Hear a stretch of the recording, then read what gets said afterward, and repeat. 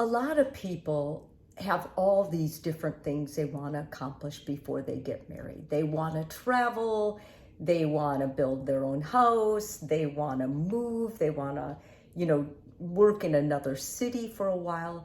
Those things are all important. I mean, let's face it, what you value in life and what means a lot to you, if you feel like you're going to be more able to accomplish it without being married, I think that's vital. And I think having that self-awareness is so important.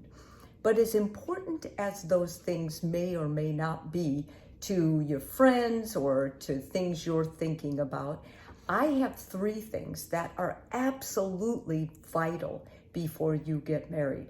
They're vital because without these 3 things, you're going to run into a problem in your relationship. And some of those problems are insurmountable. Plus, you end up, going back and forth. You'll end up having more conflict around these issues. And it's just so much easier if you figure out these 3 before you get married. The first of these, have your money, your finances under control. I don't mean you need a lot of money. I don't mean you should give excuses, well, I have to have at least this much in the bank. If that's what you need, that's important that you're aware of it. But I mean that the 2 of you, whoever you're planning to be with, should not be in debt. You should have mature ways of handling money. You should have a savings account. You should not have be extended on your credit cards, shop when you're feeling blue, or just get whatever you want thinking you're going to be able to pay it later, because these things are really important. And when one person is not as financially secure as the other person going into marriage, many times that causes resentment and anger and just things of a disuse of power in the relationship as you're married and continue in this relationship. So be upfront about it. And I really suggest monthly budget talks, talking about your money. Money should not be a taboo thing to talk about. It is nothing to be ashamed about. You should feel good about where you are financially. And you and your partner, if you're going to get married, should be completely open about it. There should not be any hiding of funds. There should not be any secrecy around money. You either know what you're each capable of, what you have in savings, and you're transparent about your life together, or you're not. You can cheat with money as much as you can cheat in the bedroom. Secondly, communication skills. Knowing how to disagree, how to come closer after a conflict, how to resolve conflicts, and fighting fair, as well as communicating openly what your needs are instead of hinting, are very important skills. When people come in, they say, we just need help with our communication. That's like saying we need help with our life when a therapist hears it.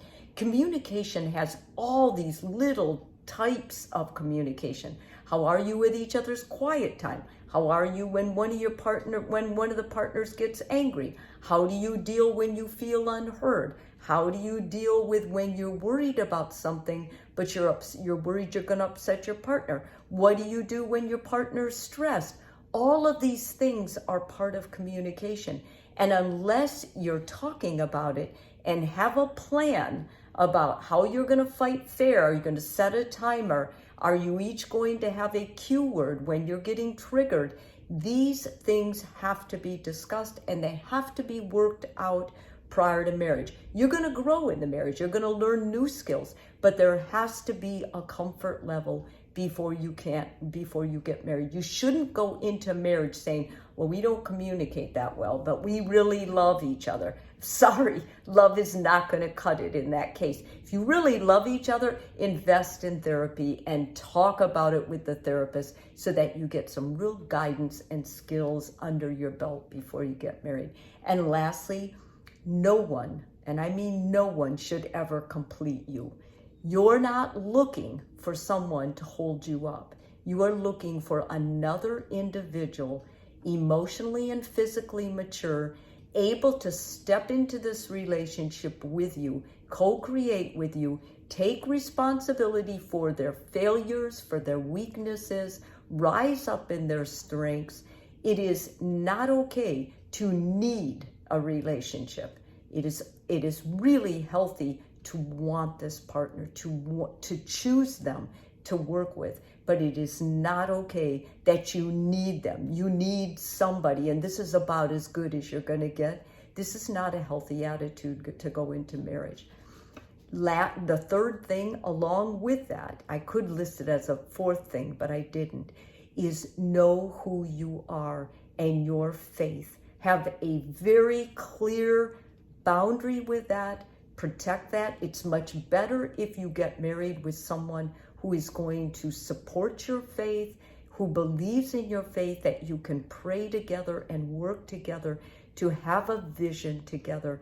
However, I've seen healthy marriages where they're not of the same faith, but they are extremely understanding and curious about each other's faith, and they embrace their partner's faith into their marriage. This is all part of knowing who you are. If you somehow think that marriage is going to be magical and your partner's going to change the way they feel about God because they love you so much, you are sadly mistaken. Know up front where God is in your life, where you are in this relationship, that you are responsible for your part of this relationship. And then if you have the other two things, you're ready for marriage and you have my blessing.